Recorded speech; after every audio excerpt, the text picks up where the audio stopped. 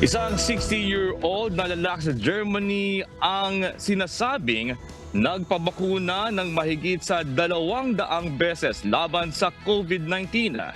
Sinasabing naidokumento ang naturang lalaki na ang The Lancet Infectious Disease Journal.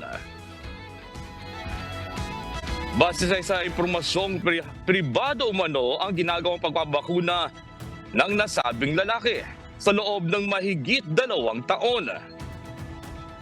Sa kabila nito, wala namang umanong negatibong epekto sa katawan ng lalaki ang labis-labis nitong pagpapabakuna.